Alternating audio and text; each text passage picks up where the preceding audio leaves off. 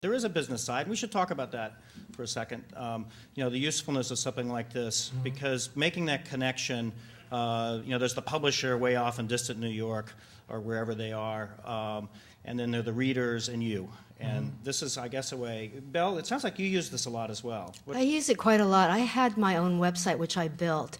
And when Jane Goodall, writer of Naked on the Page, author of Naked on the Page, invited me, I thought, why would I need another website?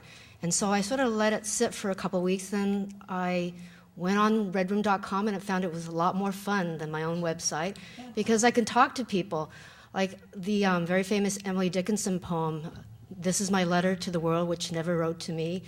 On Red Room, I can write and I will get an immediate response. And at times I have grammatical errors and I'm hoping, I hope nobody's read this, but before I could correct it, somebody else has already responded.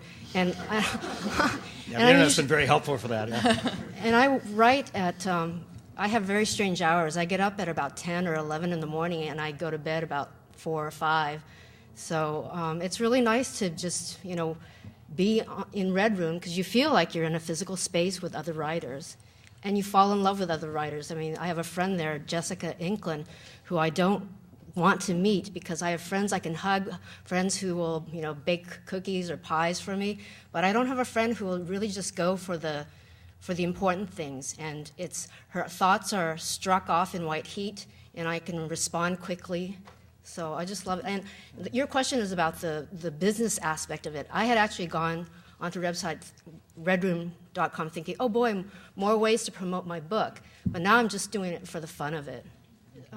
What I really love about Red Room is that I get to upload the artwork that I do for my graphic novel as I proceed with the sketch and then the individual panels, the first panel, the second panel, and the final product.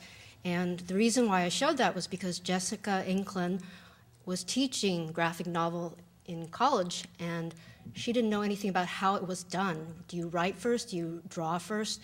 And she sort of muddled through it. So she posted that, and then I started posting the artwork, the steps that we take to do it. And so I think it's a teaching tool, and because it's visual, we can actually show how things are done, the tools of the trade, etc.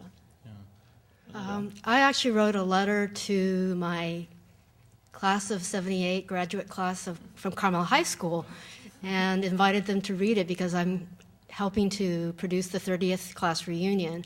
And it gave me a chance to really talk to people about, casting away the categories that we kind of stuck people in, and made apologies to people who were teased in school and hoping that they would come. And in a way, just writing letters to a lot of people. I wrote a letter to Ivory in the beginning because I really was excited about redroom.com and I was thankful to her. I wrote to the schools, to the kids that I had visited in Stockton. Some of the kids didn't have eyeglasses because they were too poor and Medicare couldn't pay for it. So I wrote a letter to the class and then sent it to the principal. So this way, I don't really feel like I'm having so much fun there. I'm not really thinking about using it for selling books or anything. And yet this is a case in point. Belle is one of the most popular authors on the entire site, even though a lot of people had, frankly, not heard of her before that, but she is a huge presence. So it's an opportunity to be a star when you're not a star in that other way.